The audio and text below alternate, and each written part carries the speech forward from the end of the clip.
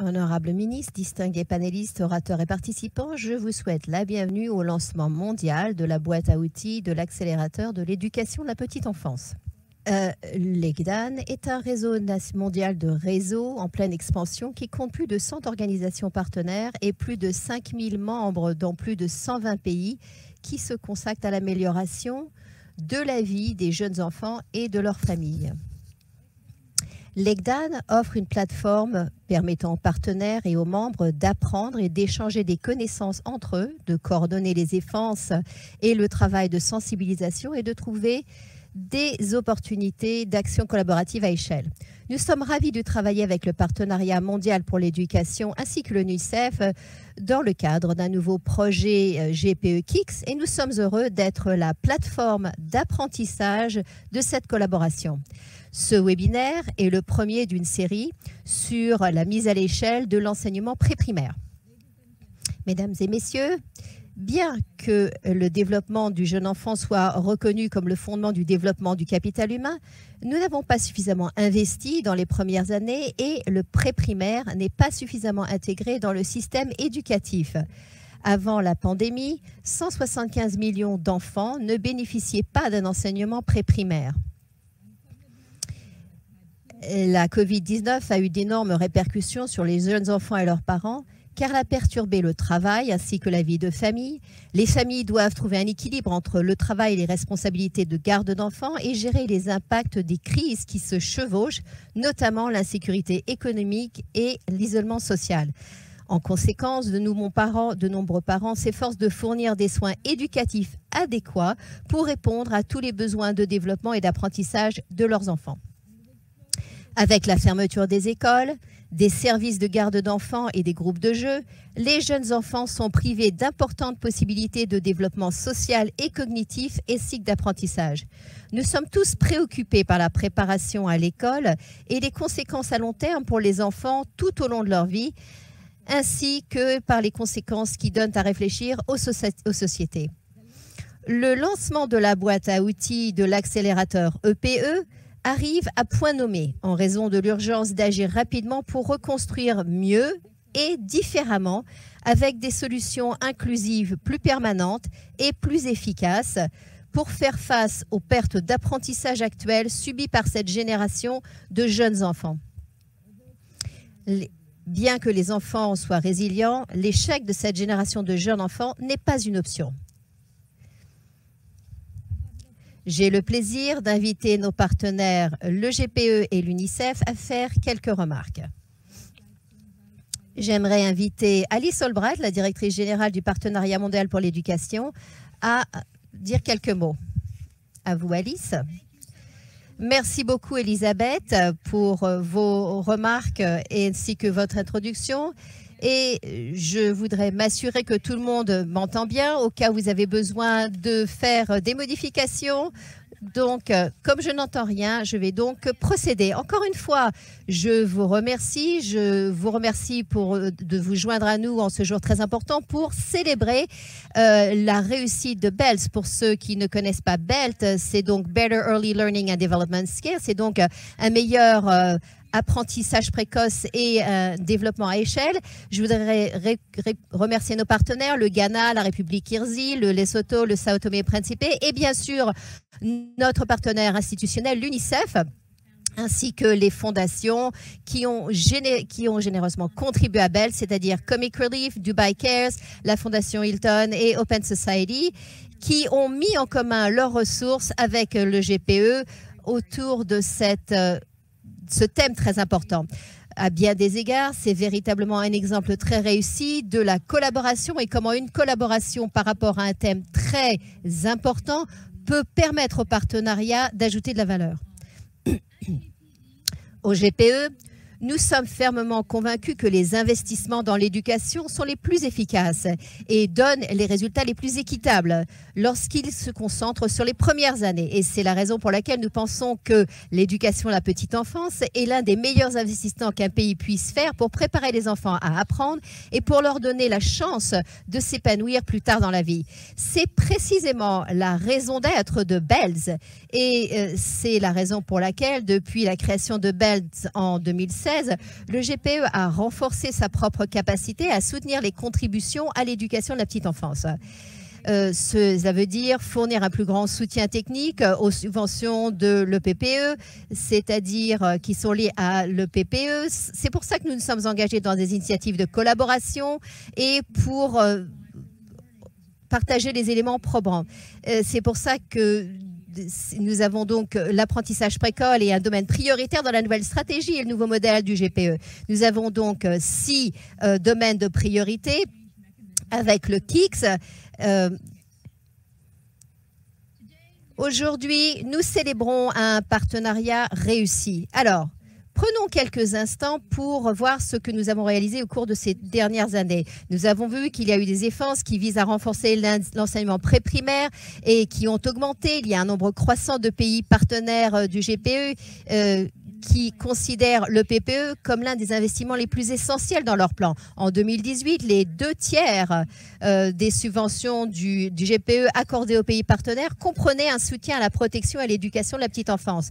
À la fin de 2019, 81% des subventions du GPE soutenaient le PPE et plusieurs pays du GPE utilisent maintenant une grande partie de leur financement de mise en œuvre des plans pour investir dans les programmes de la petite enfance. Et ceci inclut la Sierra Leone, l'Ouzbékistan, la Côte d'Ivoire et la Zambie. Et en dernier lieu, nous constatons également une augmentation en termes de financement national de l'EPPE. We've been able to strengthen both the investment and the capacity of countries to include early childhood education in their financing, their plans, and their implementation activities.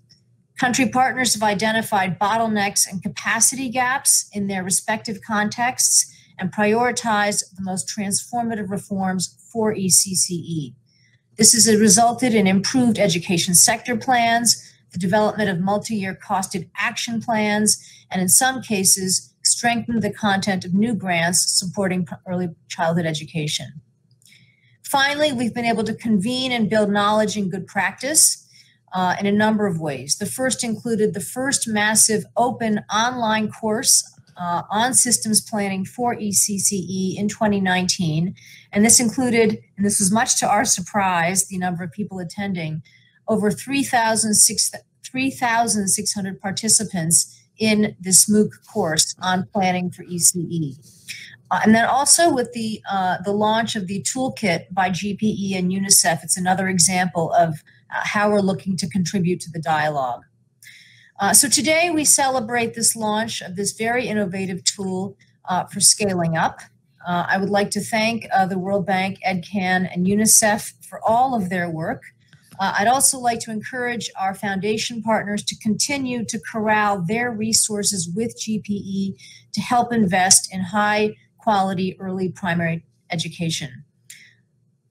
Finally, I think that we can celebrate the success as we move to using the tool. It's very much an example of GPE in action.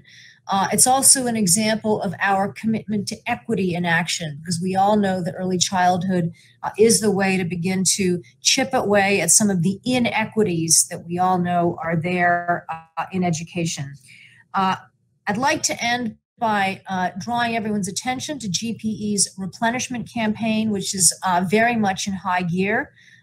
It will come to its commitment moment this summer at the end of July as part of the G7. And I'd like to invite everybody on the call to do your best to help the partnership as a whole be successful so that we can continue to invest in this critical area that we all know will give every child the best start in life. So let me thank you all very much, and thank you, Elizabeth, and back over to you. Take care. Thank you, Alice, for sharing GPE's commitment to early childhood education and for everything that you do for children. I would now like to invite Robert Jenkins, who is the Chief of Education and Associate Director at UNICEF Headquarters. Please introduce your colleague Felicity, who is the Deputy Regional Director, after you speak. Thank you. Over to you, Robert. Thanks very much, Elizabeth. I'm just confirming you can hear me okay? Yes, we can hear you. So thank you very much, and good morning, good afternoon, good evening, dear colleagues and friends.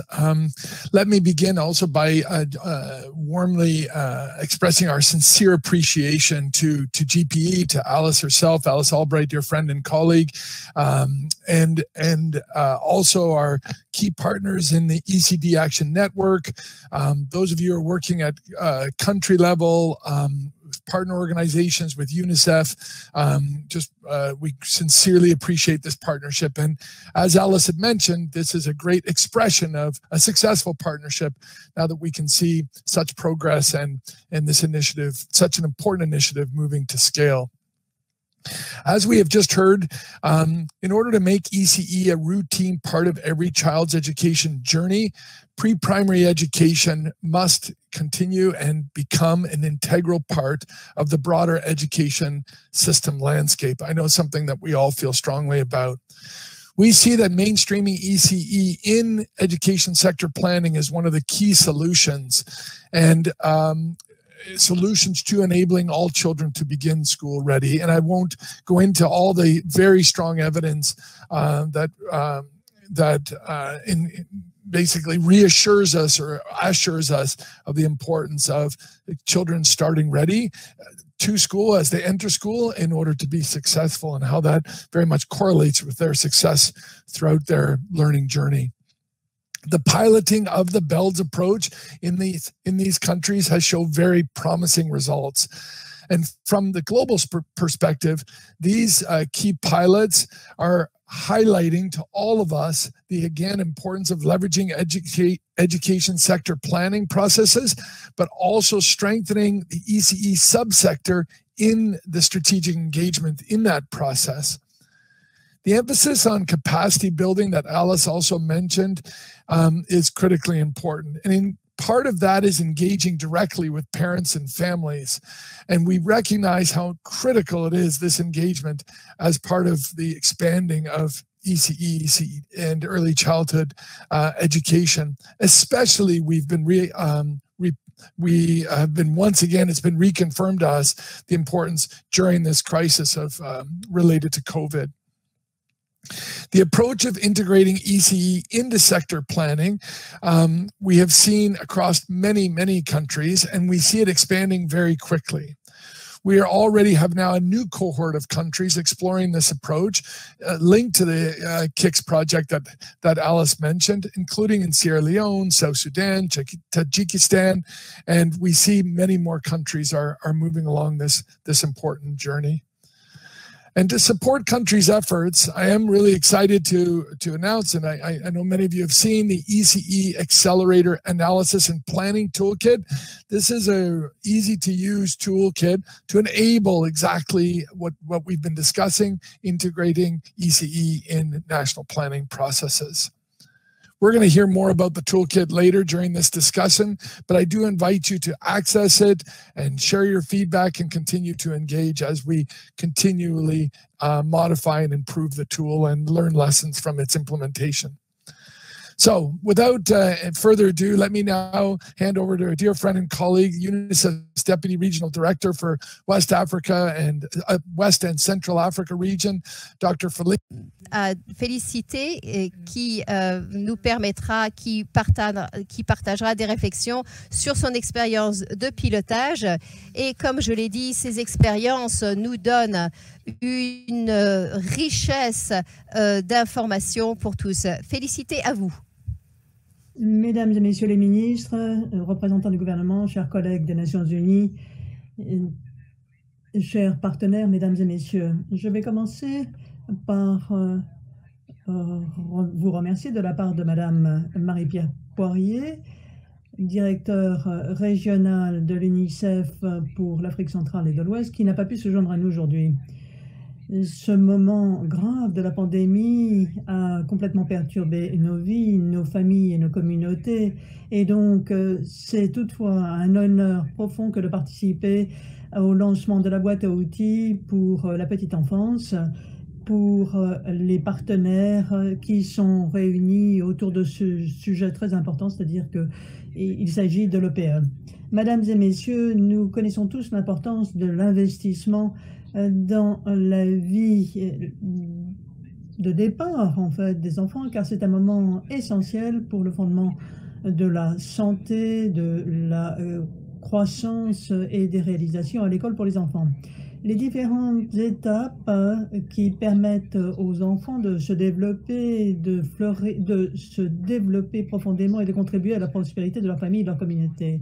Et donc c'est là l'un des premiers éléments essentiels dont a besoin un enfant, ce qui donne aux enfants le bon départ pour cet apprentissage tout au long de la vie. Les services préprimaires de qualité renforcent donc les membres des communautés, leur gouvernement, ainsi que comblent les écarts d'inégalité de l'éducation et économique pour les enfants, tout particulièrement pour les enfants qui ont des difficultés dans ces cadres humanitaires. Pourquoi est-ce important pour notre région? En 2014 et 2019, 2 évaluations d'apprentissage régional dans des pays d'Afrique centrale et de l'Ouest, 10 d'entre ces pays ont été réalisés pour PASEC, c'est-à-dire le programme d'analyse des systèmes éducatifs de la conférence des ministres de l'Éducation de la francophonie.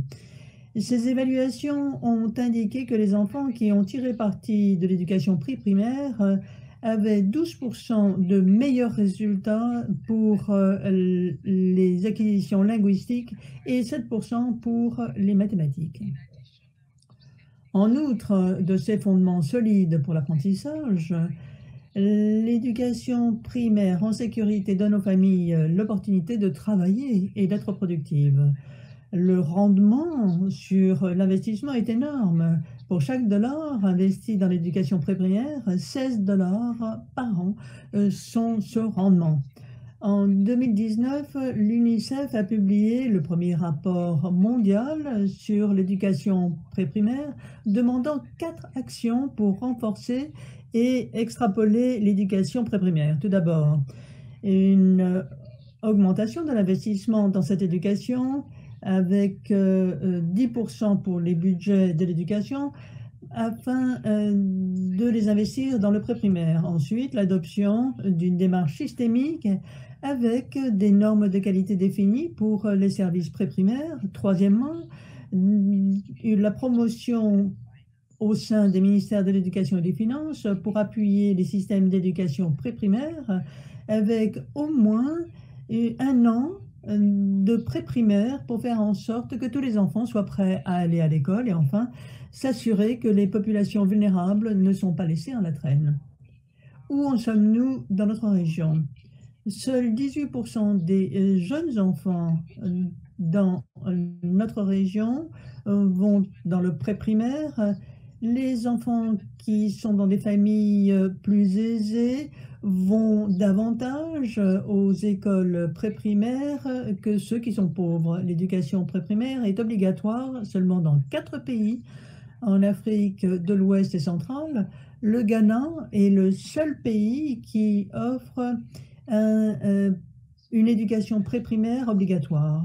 Il reste davantage à faire pour que nous puissions réussir l'éducation préprimaire universelle. Toutefois, des progrès accélérés sont possibles lorsque des outils suffisants sont utilisés, tels que la trousse à outils dont nous parlons aujourd'hui.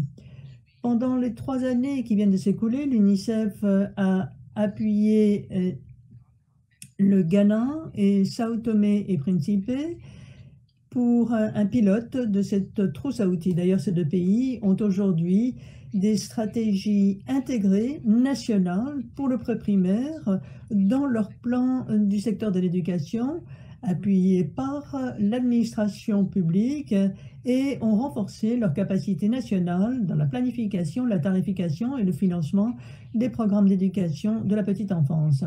Le représentant du gouvernement du Ghana va vous expliquer dans quelques instants en détail ce qui a été réalisé dans ce pays. Mesdames et messieurs, puisque je suis absolument convaincue que l'investissement dans des programmes d'éducation de qualité qui est pertinent pour les besoins de tous les enfants, que ce soit à la petite enfance ou par ailleurs, il s'agit là des fondements des plus solides pour la croissance économique et sociale pour les générations futures. Je vous répète l'engagement de l'UNICEF pour continuer à appuyer les efforts des gouvernements pour définir et mettre en œuvre des politiques qui qui permettront à chaque enfant d'avoir un apprentissage et d'atteindre son potentiel intégral. Je ne saurais terminer sans remercier toutefois nos partenaires, tout particulièrement le GPE, le réseau d'action ECD, la Banque mondiale et tous les autres partenaires de l'éducation. C'est là l'opportunité pour renforcer notre collaboration déjà fructueuse pour appuyer les programmes d'éducation avec des démarches novatrices, sensibles au contexte, qui nous permettent de reconstruire en mieux le monde pour les enfants à la suite de la pandémie. Et enfin, j'invite tous les participants de notre forum à encourager l'utilisation de ces nouvelles trousses à outils qui renforcera notre promotion de davantage d'investissements dans l'éducation préprimaire. Merci. Merci Félicité, merci à l'UNICEF. Et nous passons maintenant à la deuxième partie de notre webinaire. J'aimerais maintenant demander à notre collègue de la Fondation Lego.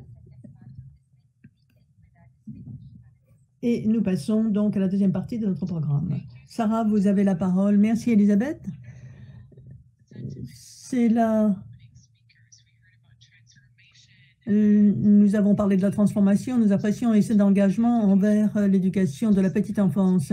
Je suis ravie de pouvoir vous présenter 6 panélistes qui parleront du point de vue de leur pays et également du point de vue de la collaboration et bien sûr des donateurs sur ce chemin que nous avons engagé pour la trousse à outils. Alors tout d'abord, je vais vous présenter mes collègues, et je suis ravie de vous présenter tout d'abord directeur adjoint pour les services d'éducation au ministère de l'Éducation du Ghana, Monsieur Anthony Boateng, également de la République kirghize, le ministère de l'Éducation et des Sciences, Monsieur Derat Dekova, et enfin, pour le Sierra Leone, le sous-ministre de l'Éducation secondaire, Madame Émilie Gogra. Je suis absolument ravie de vous accueillir ici. Et nous allons maintenant commencer par une question pour mieux comprendre la situation. Monsieur le ministre Boateng, pourriez-vous nous dire 2 mots sur la situation au Ghana? C'est l'un des rares pays en Afrique subsaharienne avec une politique de 2 ans pour le préprimaire qui est inclus dans l'éducation de base. C'est ce que l'on vient de nous dire. Toutefois, pour passer de la politique à la mise en œuvre, c'est là assez difficile. Dites-nous quel a été le processus et comment cette initiative belge vous a appuyé. Merci. Bon après-midi, bonjour, bonsoir à tout un chacun.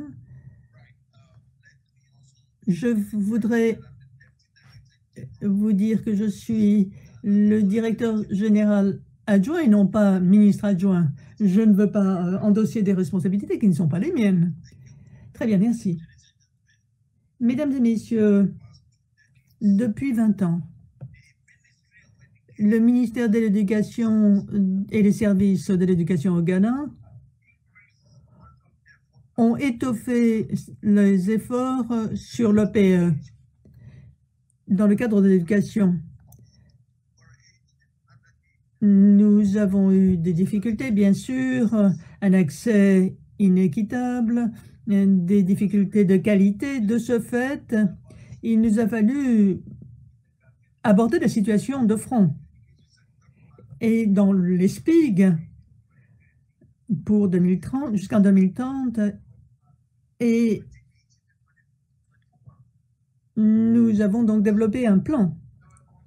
Mais il y a eu des préoccupations. Que l'asthénie ne nous permettait pas, nous n'avons pas pu œuvrer en Côte d'Ivoire. Il nous a fallu donc aligner, innover un processus pour nous assurer que l'EPE serait à l'échelle et de façon plus systématique et globale. Grâce à la démarche BELT, nous sommes rentrés dans le cadre éducatif global et nous avons inclus l'EPE. Et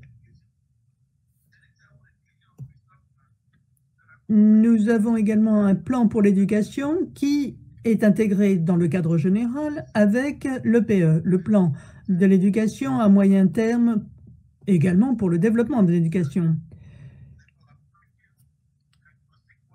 Nous avons tenu un atelier de diagnostic avec nos partenaires pour la planification.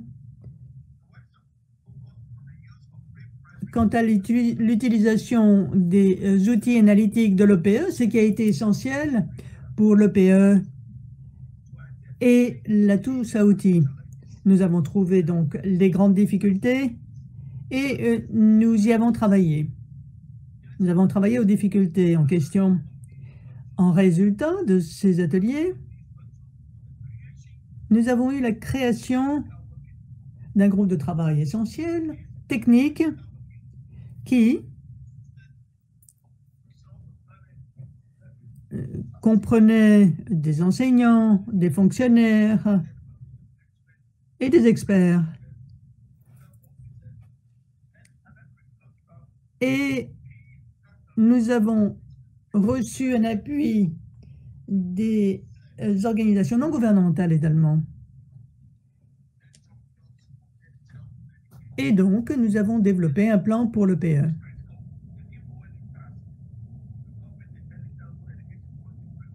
Nous avons travaillé également au cadre de l'éducation et ceci a été approuvé à chaque étape de notre travail.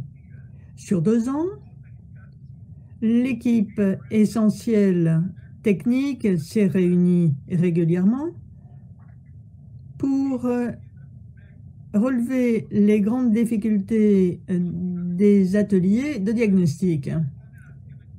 Et nous avons dégagé des activités correspondantes avec un plan d'action tarifé. Je suis ravi que ce chemin vient d'être finalisé et nous avons un cadre pour l'EPE que nous allons mettre en œuvre cette année. Nous allons appuyer la mise en œuvre, les étapes suivantes en la matière, encore une fois, pour avoir un plan d'action tarifé. Mais qu'avons-nous appris de ce processus, mesdames et messieurs? Tout d'abord, que l'EPE a des difficultés spécifiques. L'EPE au Ghana est dans l'espace de l'éducation de base. Ne l'oublions pas. Les petits-enfants apprennent de façon complètement différente des enfants qui sont plus âgés. Et donc, ils ont besoin d'une attention plus spécifique. Et donc, l'EPE a des difficultés particulières. Il va falloir les présenter de façon spécifique et ce, dans le cadre des grandes stratégies de l'éducation dans son ensemble.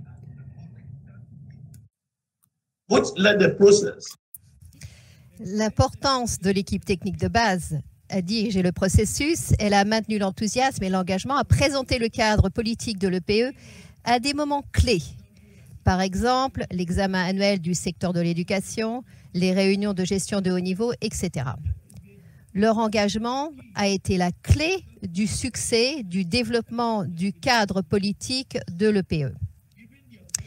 Compte tenu de leur travail et de leur apprentissage tout au long du processus de 2 ans, ils sont devenus des experts techniques dans le domaine de l'EPE et servent de champions pour le programme de l'éducation de la petite enfance. Par exemple, le groupe de travail technique fournit un soutien technique aux différents organismes relevant du ministère de l'Éducation, le développement d'outils et de cadres de suivi et d'évaluation, l'Autorité nationale des écoles a soutenu le développement d'outils pour l'accréditation des écoles maternelles au Ghana et le Conseil national de l'éducation a soutenu le développement d'un cadre d'outils pour la certification des institutions de formation et des personnes ressources pour la maternelle. Et le NACCA a soutenu la révision des outils servant à l'évaluation des enfants maternels. Et tous ces outils ont été harmonisés, ils se complètent les uns les autres pour que les agents de la NACCA se rendent dans les écoles pour effectuer un suivi. Ils comprennent que ces outils d'évaluation de la maternelle cherchent à réaliser par l'observation en classe. Ce processus de PE a créé une nouvelle voie et a démontré les meilleures pratiques pour tout le processus d'élaboration politique.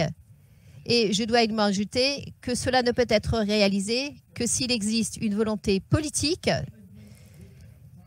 La direction, et j'en fais partie, est heureuse de soutenir ce système de l'EPE pour que tous les enfants âgés de 4 à 5 ans puissent bien commencer et bien finir. Et tant que nous serons là, nous allons nous assurer que grâce à ce partenariat et une planification et une gestion efficace, nous allons réaliser ces objectifs qui sont clairement articulés et organisés. Je vous remercie. Merci de ces remarques très pratiques. Je pense que c'est très bien qu'on nous rappelle les besoins spécifiques du sous-secteur et l'importance de la volonté politique et du leadership. Je voulais maintenant passer à certains commentaires qui vont nous être faits par le Kyrgyzstan et parler au sous-ministre. Nous savons qu'en 2018, environ 39% de tous les enfants de 3 à 5 ans au Kyrgyzstan étaient inscrits dans un établissement préscolaire. Et avant la Covid, l'ambition était d'avoir des inscriptions de 80% des enfants dans les préprimaires d'ici 2022. Pouvez-vous nous parler un petit peu de l'approche BELD et comment elle vous a permis d'arriver à utiliser les leviers du changement pour réaliser vos ambitions? Et dites-nous quelles sont les décisions de financement ou quels changements ont été pris en compte au cours du processus. Merci à tous nos collègues, à nos partenaires, au GPE, à l'UNICEF et à tous les partenaires. Nous sommes très heureux de participer à cette réunion d'aujourd'hui. Ces 10 dernières années, nous avons réussi d'énormes progrès. Nous avons augmenté l'augmentation, nous avons réussi les inscriptions des enfants et nous, on peut comparer en 2018, uniquement 39% des enfants, de tous les enfants entre 3 à 5 ans au Kyrgyzstan fréquentaient l'école maternelle. Et on peut comparer ceci à 2014. En 2014, il s'agissait d'uniquement 17%. En 2020, et avant que la Covid-19 ait un impact sur l'éducation, nous nous étions fixés un objectif d'augmenter les inscriptions à 80% d'ici la fin de 2022. Et depuis le mois de mars 2020, tous les jardins d'enfants ont été mis en quarantaine en raison de la pandémie. Grâce à une assistance financière du BELS ainsi que d'autres donateurs pour le développement, nous avons développé des leçons vidéo en ligne pour les enfants d'âge préscolaire et ces leçons sont diffusées sur la chaîne de télévision nationale à partir du mois d'avril 2020 jusqu'à aujourd'hui. C'est une diffusion nationale et régionale. Ceci a permis à un plus grand nombre d'enfants d'avoir accès à des programmes d'éducation préscolaire et préprimaire en ligne. L'utilisation de ces technologies numériques pourrait contribuer à réaliser notre objectif national, c'est-à-dire 80% d'inscriptions d'ici 2022. c'est donc pour les établissements préscolaires. L'expansion de ces plateformes numériques se poursuivra dans le cadre du KICS par la création d'une application pour parents ainsi qu'un passeport d'apprentissage pour les enfants, les parents d'enfants en pré-primaire ainsi que pour les enseignants. En plus, diverses formes d'éducation préscolaire ont été créées, par exemple, ou vont être créées, par exemple, des jardins d'enfants communautaires itinérants, des centres de développement de l'enfant basés dans les bibliothèques et dans d'autres équipements sociaux.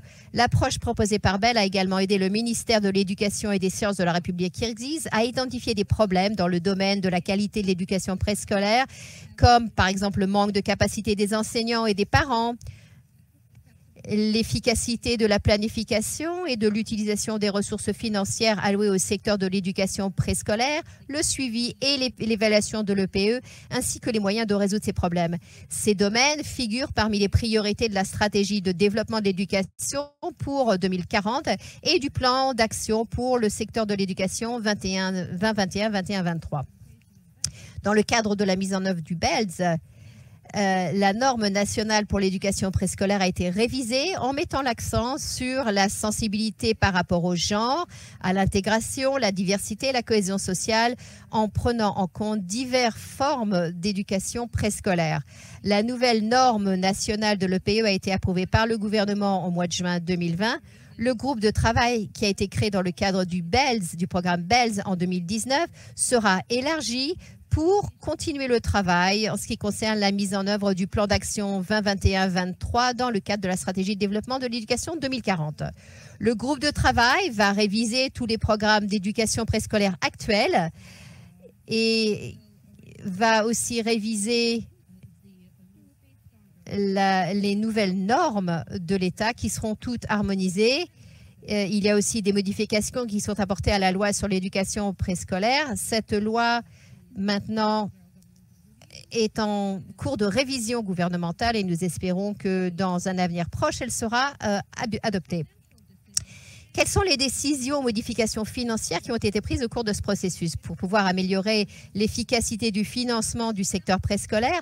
Une analyse du financement a été réalisée, les résultats ont été présentés au ministère, un guide de planification et un mécanisme de compte rendu de l'utilisation des fonds a été élaboré. Et afin de renforcer les capacités des formateurs nationaux ou spécialistes du département des finances du ministère de l'Éducation et des départements d'éducation de district, des formations pour les formateurs seront organisées. Par la suite, les formateurs nationaux organiseront des formations pour les autorités locales et pour les différentes autorités locales dans le pays. Je vous remercie. Merci. Vos commentaires semblent s'appuyer sur les idées qui ont été présentées par le directeur général adjoint, c'est-à-dire que le leadership est important et reconnaître les besoins des jeunes enfants dans le sous-secteur a été véritablement essentiel. Donc, nous avons entendu la planification être très robuste, l'analyse est très robuste. Il faut être ouvert aux contextes qui peuvent changer. Je me demande, en pensant à ça, si nous pouvons demander à la Sierra Leone. Est-ce que vous m'entendez? Je pense que nous avons eu des problèmes de son et je pense que Sarah voulait tout simplement donner la parole à Madame la ministre adjointe Gogra. Je vais tout simplement lire la question que Sarah devait lire avant de vous donner la parole. La question pour la Sierra Leone, c'est que la Sierra Leone est un nouveau venu dans cette approche, motivé par son engagement en faveur de l'expansion équitable des classes préscolaires dans les écoles primaires et de l'éducation à la petite enfance. Quels sont vos plans pour réaliser cet engagement? Et après avoir entendu le Ghana et le Kyrgyzstan, comment pensez-vous que cette approche soutiendra cette expansion? Je vous remercie. Merci beaucoup. Je suis très reconnaissante, je suis très heureuse de pouvoir participer à cet événement aujourd'hui. Et je voulais remercier toutes les parties en question, en particulier les organisateurs de cet événement. Et je voulais également remercier l'équipe du Ghana ainsi que les autres pays qui ont expliqué leurs expériences. Et effectivement, en tant que pays, Nous avons une vision et une ambition actuelle pour l'EPE en Sierra Leone. Si nous voyons ce qui se passe à l'heure actuelle dans le pays, il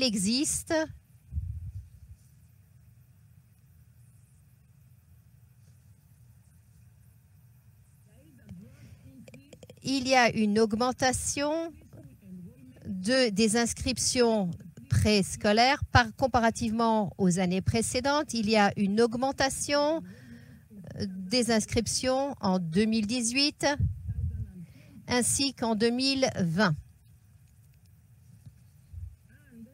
Et Madame a coupé son micro. Madame a coupé son micro et nous n'avons plus d'audio.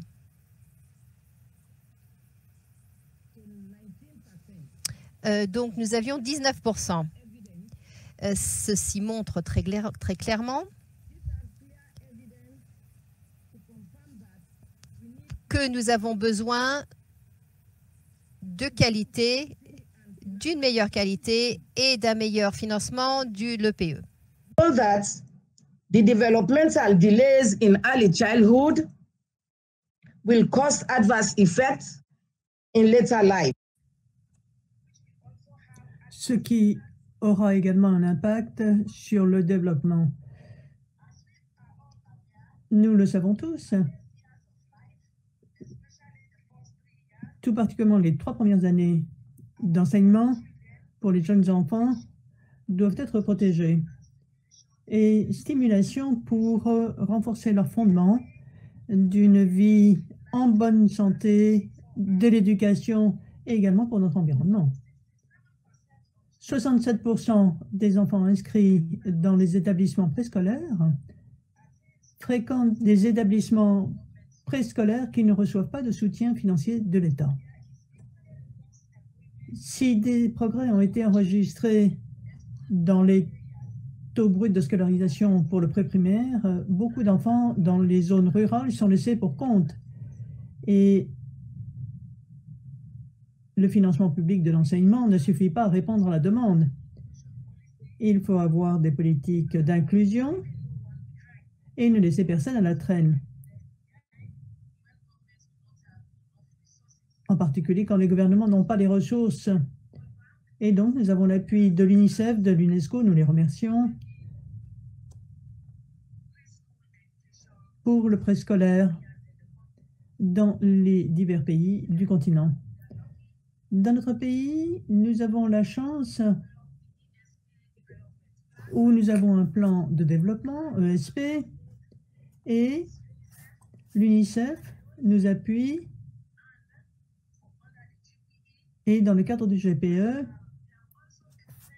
on nous a élargi ce programme jusqu'en 2031 et son développement est quasiment terminé. Et nous avons le leadership essentiel du ministère. Toutefois, il faut former des collaborateurs, tout particulièrement dans le décaissement des budgets. Nous avons entendu de nos collègues ce qu'ils ont fait dans le programme. Nous souhaitons collaborer avec nos collègues qui sera axé sur l'EPE et son intégration dans les SPIG suivants, y compris la mise en œuvre d'un plan de la trousse à outils. C'est là une priorité pour nous. Et j'aimerais féliciter le Ghana qui a identifié et qui travaille avec le groupe de travail technique. Nous souhaitons établir le même groupe de travail technique qui va commencer une voie de collaboration pour une discussion pour le programme de l'EPE. L'analyse sectorielle va nous permettre de jeter un coup d'œil critique est de passer à une façon plus systématique sur les grandes difficultés du sous-secteur de l'EPE. Cet exercice nous permettra de circonstancier l'EPE, nos stratégies et nos activités pour les SPIG. Nous voulons également nous assurer que les composantes de l'EPE sont bien intégrées et articulées. Articulées, je dis bien, dans le plan sectoriel de l'éducation et le plan opérationnel, en définissant les liens et les alignements nécessaires et pertinents avec les priorités plus larges du secteur de l'éducation.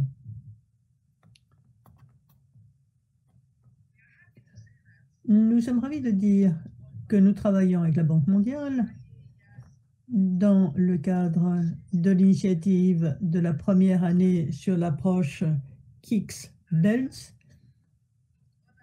et d'autres interventions de l'EPE, telles que le développement d'un programme radio pour l'EPE visant les enfants de 3 à 5 ans.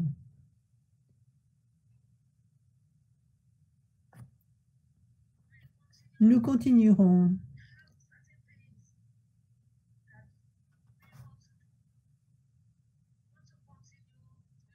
à tirer parti de ce partenariat dans les mois à venir avec la Banque mondiale. Nous continuerons également à nous engager avec des partenaires clés de l'éducation, tels que le pôle de Dakar, pour soutenir le développement de l'ESP et du plan de mise en œuvre de l'ESP. Nous travaillerons également avec les groupes locaux pour l'éducation, pour le développement de l'ESP. Autre chose, nous souhaitons faire de la promotion, tout particulièrement pour renforcer la volonté politique, l'engagement et le financement de l'EPE, ainsi que pour renforcer les capacités nationales en matière d'analyse et de planification pour l'EPE, pour que toutes les parties prenantes aient une compréhension et une vision commune pour l'EPE. Parce que dans les zones rurales, il va nous falloir procéder. L'UNICEF travaille avec les communautés, tout particulièrement dans les zones rurales. Nous prévoyons également des échanges de connaissances et d'apprentissage avec d'autres pays. Avec les pays qui font partie de l'initiative BELS, ainsi que les pays qui mettent à l'essai l'approche BELS dans le cadre du projet KICS, et d'autres pays dans notre région qui ont entamé des processus similaires. Nous sommes impatients de partager les enseignements que nous avons tirés, mais aussi de tirer les leçons des processus d'autres pays. Nous sommes ravis de faire partie de nouveaux groupes de pays qui travailleront au renforcement de l'EPE dans les processus de planification du secteur de l'éducation et de mettre à l'essai la boîte à outils de l'accélérateur de l'EPE. Nous espérons que notre expérience contribuera à la communauté de pratique sur cette démarche innovante et cette boîte à outils mondiale. Et enfin, pour conclure, j'aimerais réitérer l'engagement de notre pays à s'assurer que chaque enfant de notre pays bénéficie d'une éducation précoce de qualité au niveau de la communauté de l'école, et également que ces enfants seront formés et auront les équipements pour travailler à l'école. De plus, pour les enseignants également du préscolaire seront bien formés et soutenus pour être davantage formés pour appuyer la mise en œuvre du programme grâce à la technologie et au matériel pour ces nouvelles méthodes et pour se servir du cursus approprié. Nous aimerions avoir donc les équipements nécessaires pour tous les enfants. Nous avons recruté des superviseurs supplémentaires pour soutenir le suivi et encadrer dans les écoles, pour qu'ils soient formés pour soutenir et suivre ces processus. Nous sommes ravis également que ce programme BELTS existe. De la part de nos enfants, des éducateurs, nous voulons remercier nos partenaires dans l'éducation. Nous souhaitons une relation de travail de qualité et également un partage d'expérience. Nous avons tiré parti des programmes du GPE, de l'UNICEF également. Et les enfants, les enseignants vous sont reconnaissants. Et ce programme nouveau nous permettra d'agir pour régler les besoins des écoles, des enfants et des enseignants. Merci. Merci, madame. Je vois que Sarah est de retour. Je lui repasse la parole. J'espère que vous pouvez m'entendre cette fois-ci. Merci, madame. Merci, madame la ministre. Elisabeth, est-ce que vous m'entendez? Oui, nous vous entendons. Très bien, tout va bien alors. Merci de nous avoir parlé du préscolaire dans votre pays. Nous avons compris l'importance de l'analyse et des besoins spécifiques des enfants dans ce sous-secteur. En dépit, nous avons entendu parler de l'importance du leadership. La dernière intervenante m'a frappée car elle a parlé de l'importance des partenariats. J'aimerais maintenant passer à plusieurs partenaires. Tout d'abord, un programme Saïd El-Smaï, qui est directeur de programme. En sachant les investissements nécessaires pour le PE, pour la qualité, pour améliorer l'enseignement et l'amélioration de l'existence en général, pourquoi, en dépit des preuves, les opportunités ne sont pas toujours présentes? Quel est le rôle proactif du secteur philanthropique pour faire progresser le PE? Quel enseignement avez-vous tiré de l'expérience belge? Oui, tout à fait.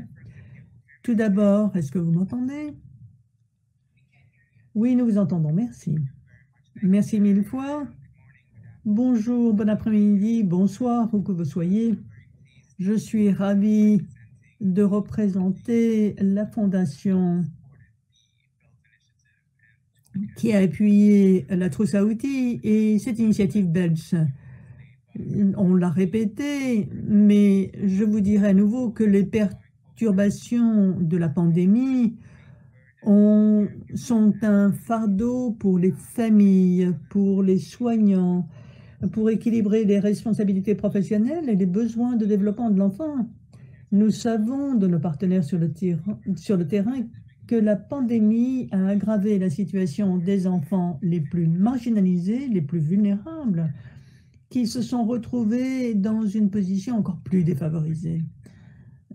C'est pourquoi je pense que le secteur philanthropique, aujourd'hui plus que jamais, peut jouer un rôle fondamental dans la promotion de l'EPE. Pour répondre à votre question, je vous dirais que nous sommes tout à fait d'accord sur le pouvoir des partenariats, des collaborations collectives en particulier pour soutenir des plateformes telles que BELTS, dans le but de produire des données et des éléments de preuve pour les pays, les décideurs politiques et les praticiens, tout en ajoutant à l'ensemble des connaissances existantes. Nous savons également que nous sommes ravis que BELTS est importante pour le PE. Au niveau mondial du GPE, nous reconnaissons également qu'il faut rappeler aux pays et de l'EPE que l'EPE est un élément essentiel du secteur de l'éducation et non pas un élément facultatif. Autre chose, à titre de fondation, nous en avons débattu entre nous, c'est la question de durabilité qui nous importe. Et nous pensons que la boîte à outils est un pas en avant vers la concentration des efforts et la réduction des doublons. De plus, je pense que nous sommes tous conscients de la nécessité de faire pression pour un dialogue intensifié à des niveaux intersectoriels, étant donné que l'EPE se trouve au carrefour de plusieurs ministères qui, le plus souvent, ne se parlent pas. Les boîtes à outils, à notre sens, permettent d'identifier ces lacunes qui existent et de stimuler ces dialogues. Et enfin, nous sommes très heureux de constater que les données produites par les 4 comités pilotes et la boîte à outils qui a été mise au point ont déjà beaucoup de succès. Et que cela sert à étayer la nouvelle stratégie du GPE et de KICS dans le cadre de leur travail de renforcement des systèmes éducatifs nationaux. Those are some fantastic reflections and really give us. Ce sont des réflexions qui donnent vraiment matière à penser. Si on peut avoir une plus grande visibilité, comment peut-on aller de l'avant? Je vais maintenant donner la parole à Amanda, qui est à la Banque mondiale et qui se trouve dans le secteur de l'éducation. Amanda, pouvez-vous nous parler du partenariat pour l'apprentissage précoce de la Banque mondiale qui a accordé 117 subventions depuis 2012 à 57 pays. Certaines des activités ont également soutenu l'analyse de la planification du sous-secteur de l'éducation de la petite enfance. Pouvez-vous nous donner les 3 principaux enseignements tirés de ce travail et comment on peut tirer le meilleur parti de tous ces différents efforts, que ce soit l'ELP, BELS ou la boîte à outils de l'accélérateur EPE, pour pouvoir vraiment accélérer les progrès? Ménisa a des problèmes. Amanda a des problèmes. Ici, Ménisa. Peut-être que vous pourriez en fait passer à moi tout d'abord. Donc, je vais vous poser une question, Ménisa. Donc, vous êtes conseiller EPE pour la région de l'Afrique australe et de l'Ouest. Vous avez joué un rôle régional à l'UNICEF dans la région de l'Afrique australe et orientale. Quel est le type de soutien au renforcement des capacités des ministères de l'Éducation que vous pouvez apporter? Et pouvez-vous nous dire dans quel secteur il y a la plus grande demande et comment cette boîte à outils peut répondre à cette partie de la demande? Merci, Sarah. Oui, je travaille avec Saïd et quand j'étais à la Fondation... et j'ai développé certains programmes et je dois dire que entre 2016 à aujourd'hui, eh bien nous n'aurions même pas pu imaginer le genre de progrès qu'on a fait depuis 2018 et nous avons donc, j'ai ce nouveau rôle avec l'UNICEF, nous avons soutenu de nombreux pays en Afrique de l'Est et australe, 9 pays pour pouvoir renforcer l'EPE. Et ce que l'on voit, c'est 2 choses en particulier. Tout d'abord, les ministères demandent un soutien pour entreprendre une analyse appropriée systémique de leur système pour véritablement comprendre où se trouve l'éducation de pré-primaire et comment on peut la soutenir. Donc, le Mozambique, le Lesotho, par exemple, ont véritablement fait ont identifié de manière systémique le problème, savoir quelles sont les solutions systémiques et ont pu construire un plan pour le plan sectoriel. Nous avons vu aussi, comme on l'a mentionné, certaines des questions, comme par exemple certains des défis sur un environnement propice pour la petite enfance et une partie du travail qui est en fait, qui reflète un petit peu ce que l'on a dit, donc financement, gouvernement, volonté politique. Et c'est ce que l'on voit. On voit qu'il y a des lacunes, par exemple en Angola, au Malawi, où on voit que l'éducation de la petite enfance, c'est en fait partagé par différents ministères et que ceci donne lieu à des défis. Je pense que la plus grande demande des gouvernements, c'est tout d'abord de connaître quel est le statut, la condition de l'EPE, et ensuite de pouvoir penser en tant que communauté à la manière de prioriser. Et je peux donner bien sûr un exemple très concret, par exemple au Soudan. Au Soudan, le gouvernement et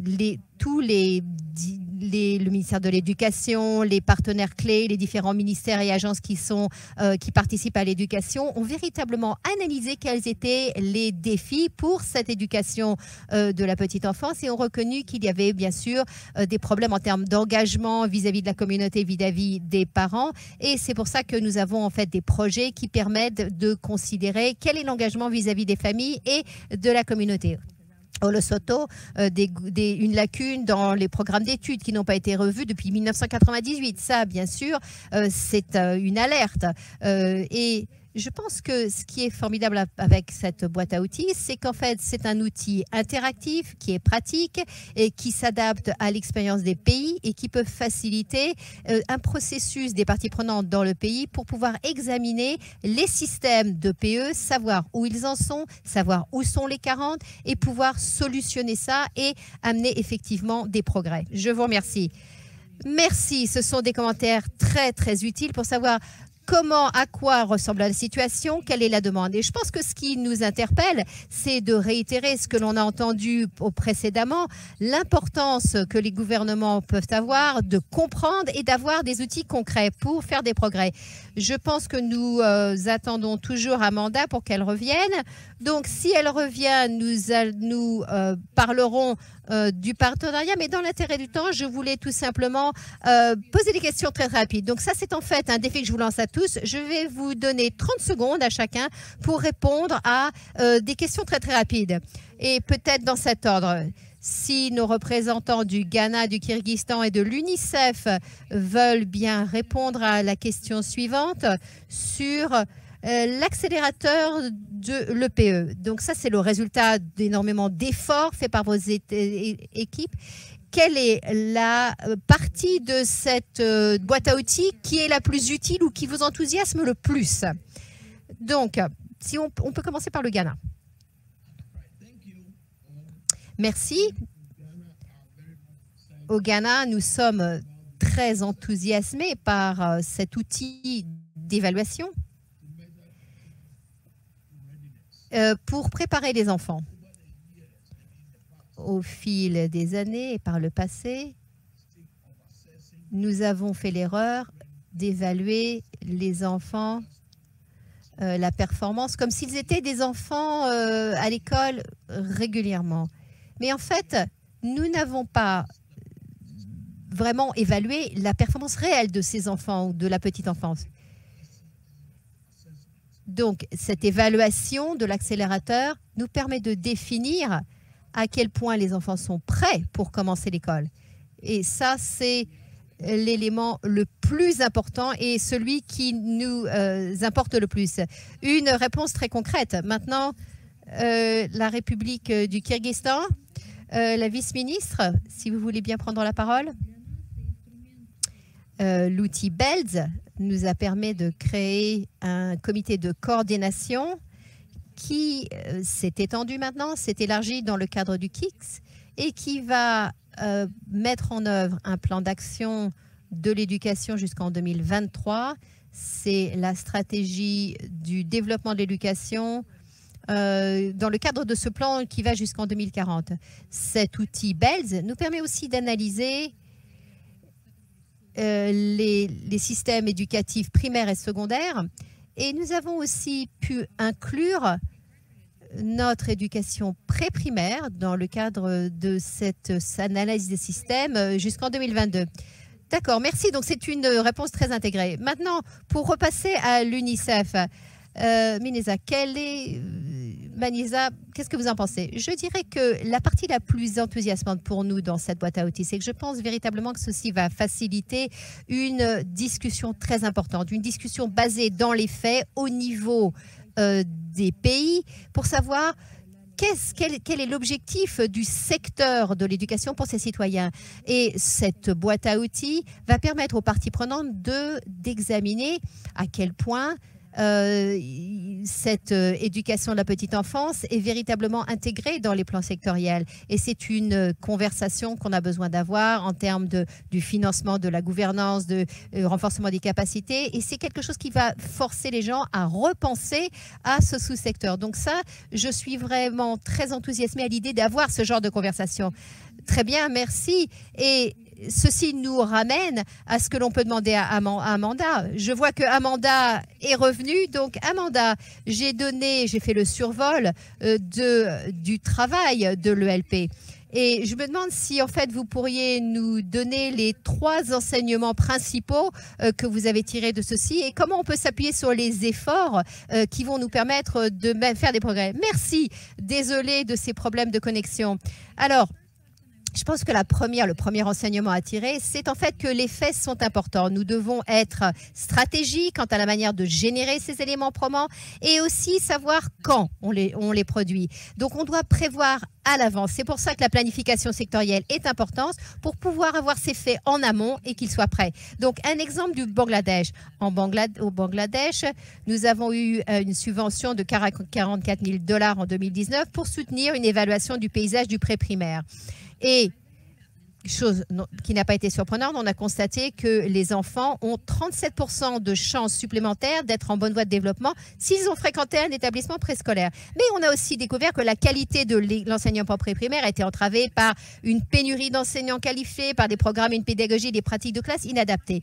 Donc, ce travail, ainsi que le moment où on l'a fait, ça c'est quelque chose qui peut être alimenté ou inclus dans le travail de le cadre du plan 21-25 dans le secteur de l'éducation au Bangladesh. Et dans ce plan sectoriel, eh bien, on a ajouté de ce fait une année supplémentaire de pré-primaire dans l'éducation de base. On a lancé un nouveau programme de formation et de certification pour les enseignants du pré-primaire et les directeurs d'école. Et on a pu assurer un financement de l'EPE avec un 60 millions de $ venant de la Banque mondiale pour aider à financer ces activités. Donc ça, c'est un très bon exemple de la manière dont des efforts en amont pour générer des éléments probants peuvent permettre de faire le plaidoyer. Maintenant que nous allons de l'avant, eh bien, au Bangladesh, nous avons fait une deuxième financement de 99 000 $ pour soutenir l'amélioration de la qualité pendant la mise en œuvre. Ça veut dire que nous avons bien sûr des informations maintenant sur les enseignants, comment le cursus est adapté. Et donc ça, c'est une chose. Générer des éléments probants, des éléments de preuve, qui doivent intervenir en amont pour pouvoir informer et circonstancier les activités en aval. Le deuxième point que je voulais souligner, c'est que, bien sûr, il faut évaluer les contraintes, les capacités et les ressources qui sont disponibles et avoir donc une approche pragmatique de ces processus. Au Tchad, nous avons travailler avec la Banque mondiale et des partenaires. Il y a en fait une analyse du côté offre et demande, déterminer quels sont les besoins au Tchad, considérer quelles sont les contraintes en termes de ressources, travailler avec les partenaires pour avoir des buts réalistes dans le secteur de l'éducation et pouvoir l'intégrer au processus. Le troisième point, c'est que je pense que ça, c'est quelque chose qui a été souligné par les différents intervenants. Le leadership du pays est essentiel en tant que partenaire. Nous pouvons coordonner, nous pouvons soutenir ce processus, l'appuyer. Et si on coordonne ensemble, c'est en fait beaucoup plus facile pour les gouvernements. Très tôt dans ma carrière, je me dis que j'ai bien sûr fait pas mal d'erreurs en disant « Oh, on va faire un plan, ça va être prêt, etc. » Mais je pense qu'en fait, il faut prendre le temps de faire une planification de manière participative. Le gouvernement doit piloter ceci. Et ça, c'est quelque chose qui portera ses fruits. Et c'est une partie qui est importante du processus. L'une des choses que nous avons fait par ce partenariat de la petite enfance, c'est que nous avons lancé un fellowship, un programme de bourse qui recrute des jeunes professionnels qui travaillent dans leur pays pendant 2 ans avec les partenaires, la Banque mondiale, pour soutenir la petite enfance dans tous les secteurs du pays. Et pendant qu'ils font ce travail, ils sont aussi inscrits dans un cours de développement professionnel pour pouvoir diriger.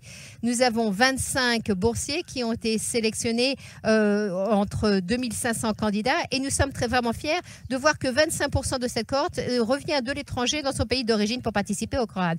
Et ces boursiers sont vraiment très importants pour booster la capacité et permettre la coordination entre les partenaires.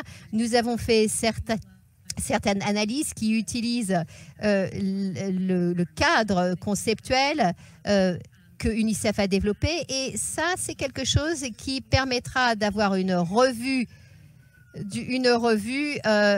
au Tchad. Et je pense que mon dernier point, la collaboration prend du temps, et nous avons bien sûr, parfois c'est quelque chose qui est très dur parce qu'on doit se dire, voilà, nous, ce n'est pas notre point fort, c'est notre point faible, donc c'est quelque chose que l'on passe à quelqu'un d'autre. Et ça, c'est quelque chose auquel nous avons accordé beaucoup de valeur au fil des années. Et nous avons essayé d'avoir différentes approches, et ceci nous permet bien sûr de diviser les tâches. Et au Soudan du Sud, nous nous sommes concentrés sur l'engagement des parents, et la coordination a été véritablement un élément essentiel pour ne pas avoir de doublons. Donc, je vais m'arrêter là et je vous remercie de la discussion. J'ai été très heureuse d'être avec vous. Throughout the conversation around partnership, collaboration. Nous avons parlé donc de la collaboration, du partenariat, l'importance de l'analyse. Alors maintenant, il nous reste peu de temps, mais j'aimerais revenir sur des questions à poser à nos 3 panélistes. Madame la ministre Gogra, la Banque mondiale, la question que je vous poserai, c'est l'accélérateur de l'OPE est conçu comme une ressource vivante qui continuera à se développer avec des outils et des ressources supplémentaires au cours des prochaines années.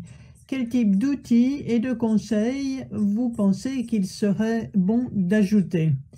Tout d'abord, Madame Gogra, et nous en terminerons avec la Banque mondiale. Merci.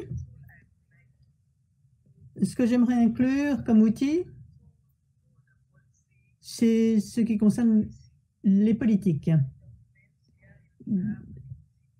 Donc, pour la politique de l'OPE, les normes minima et le cursus. Tout particulièrement le cursus, c'est ce qui nous importe. Et j'aimerais également que vous incluiez le groupe de travail technique, qui est un outil qui sera pour la promotion. Et également, ce sera une voie de consultation qui nous permettra d'œuvrer à l'intérieur, parce que nous avons toujours des problèmes dans notre pays, dans les zones rurales, mais grâce au groupe technique, ceci nous permettra d'appuyer le plan ghanéen et nous allons établir, encore une fois, des moyens encore plus importants. Merci. Très bien, concret. Très bien, Dubai Care maintenant. Les 3 choses que j'aimerais ajouter immédiatement, c'est peut-être des notes d'orientation spécifiques pour les pays pour appuyer la coordination nationale, mondiale, et également des outils pour s'assurer que nous avons des données financières qui seront nécessaires pour faire en sorte que les donateurs et l'État soient responsabilisés. Et un mandat, on a déjà parlé.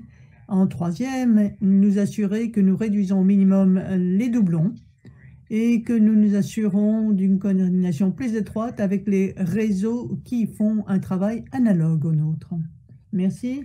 Amanda, je reprendrai le dernier élément qui est la coopération avec les réseaux. C'est là très important, c'est-à-dire une relation avec les gouvernements, avec les réseaux, et pour avoir un réseau national et pour être une plateforme avec les connexions, c'est très important.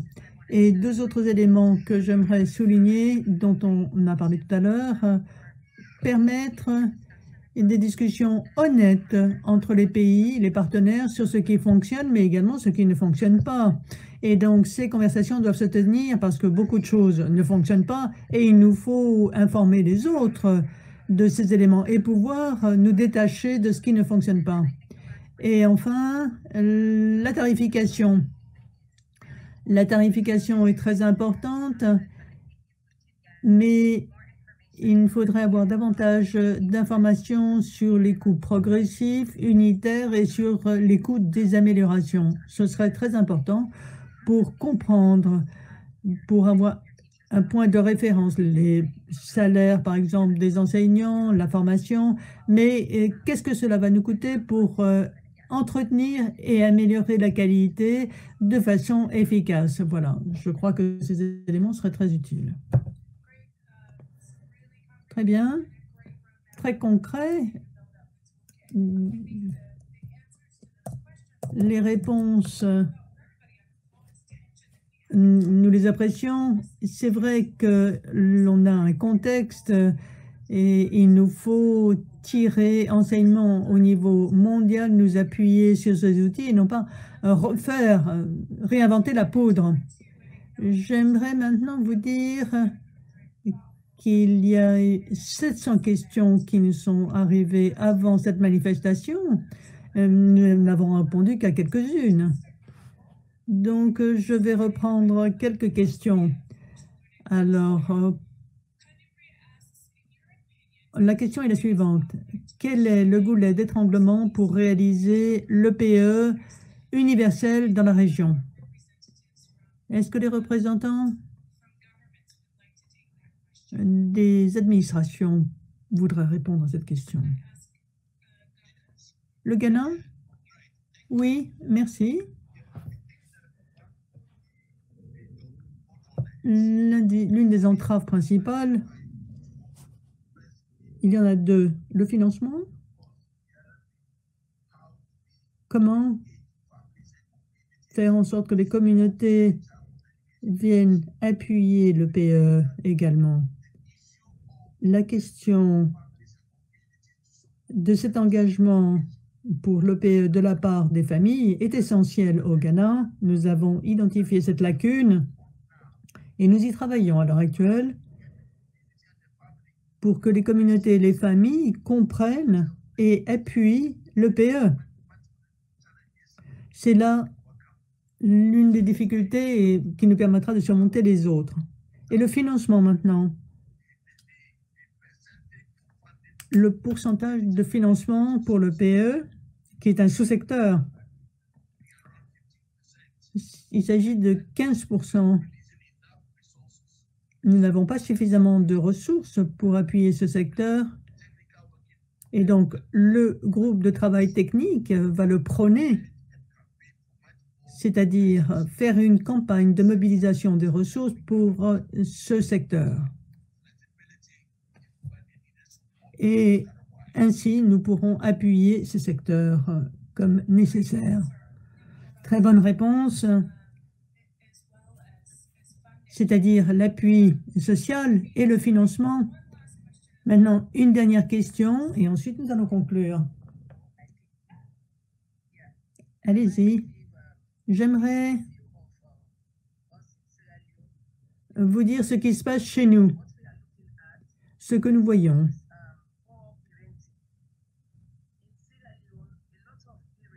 C'est que nombre de parents ne peuvent s'occuper des enfants ni les éduquer à la petite enfance et doivent les laisser à la garde des frères et sœurs plus âgés. Il faut également une disposition politique. Chez nous, il n'y a pas de budget spécial, même s'il y a un budget. Nous avons 22% du budget national, mais aucun budget précis n'est affecté à l'EPE. Il nous faut y travailler. Et nous voulons également voir la préparation pour que les enfants aillent à l'école. Ils ne sont pas préparés, ces enfants.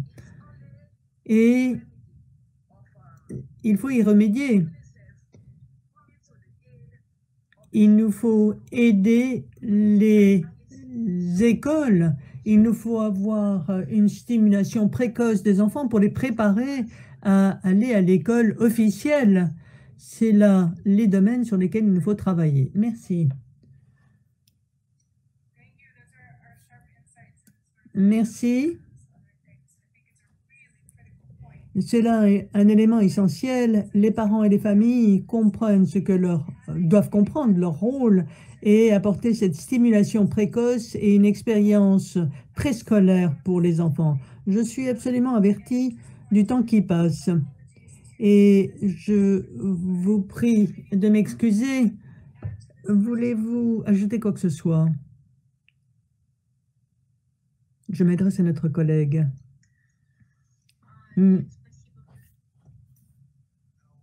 Non, merci. Merci mille fois.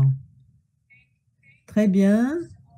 Merci à tous nos participants de la tribune. Je repasse la parole à Madame Borne, directrice technique du GPE. Je suis ravie d'avoir entretenu cette conversation. Vous avez un récapitulatif à nous fournir. Merci. Il est excellent d'avoir parlé de ce sujet et ces idées sont très intéressantes. Nous sommes en cours. Merci à la contribution d'Abels, des fondations, de Bikers, Open Society et encore une fois, merci à nos collègues de l'UNICEF qui ont entamé ce chemin il y a longtemps. Merci du travail réalisé. Merci à nos partenaires, Kirghiz, Ghana, Sierra Leone. Nous allons mettre en œuvre cet accélérateur et cet outil. Sarah l'a dit, je vous remercie tous d'avoir participé, d'avoir envoyé des questions. Ravi de voir l'intérêt manifesté pour le partage des connaissances en ce qui concerne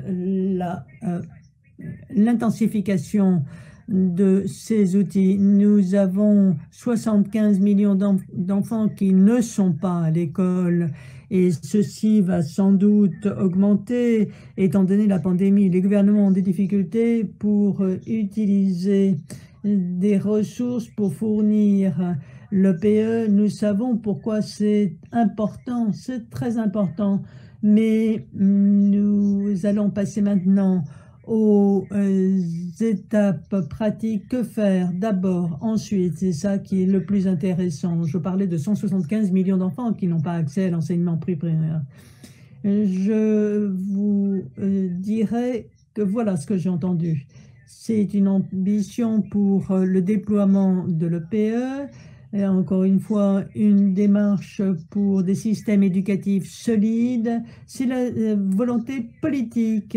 Nous savons également que ce qui est important pour BELS, c'est donc les besoins des pays et les lacunes que nous avons identifiées par les pays, d'ailleurs, au moment du diagnostic grâce à ces ateliers. Et les ministres nous ont dit que ça a été très important.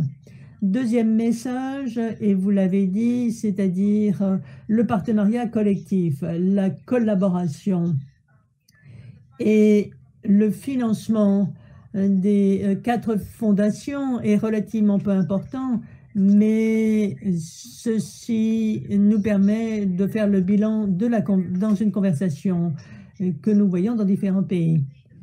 Le partenariat, le GPE, l'UNICEF, bien sûr, est très important, mais nous voyons un partenariat encore plus solide avec la Banque mondiale, ECDAN, mais surtout, comme Amanda l'a dit, il y a partenariat, collaboration au niveau des pays, parce qu'il nous faut avoir des avantages, comment faire en sorte que ces partenariats et ces collaborations viendront appuyer le leadership et le diagnostic que l'on voit au niveau des pays.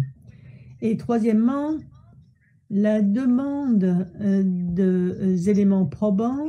de continuer le partage des connaissances sur la façon dont on va déployer le PE, tout en touchant les communautés les plus pauvres en dépit des budgets, et comment faire en sorte que ces expériences soient partagées. Et la dernière question sur les aspects de la boîte à outils dans les pays qui sont les plus importants, c'est l'exemple donc des éléments de l'expérience. Et enfin, comme vous le savez, le GPE vient de terminer sa nouvelle stratégie pour 2020-2025. Et comment renforcer notre appui pour les priorités des pays partenaires. Et nous sommes axés sur les pays pour savoir comment utiliser nos instruments, nos financements, KICS et autres pour appuyer les orientations prises par les pays. Et ce qui est très important, c'est comment travailler pour faciliter des partenariats avec les pays par des fondations. Nous avons donc un financement correspondant, et également pour renforcer la coordination pour les pays. Et enfin, je suis ravie de voir que le GPE est en mesure de répondre à la demande des gouvernements des pays qui vont passer à ce dialogue pour renforcer le partenariat, le financement et le contrôle technique pour ce faire.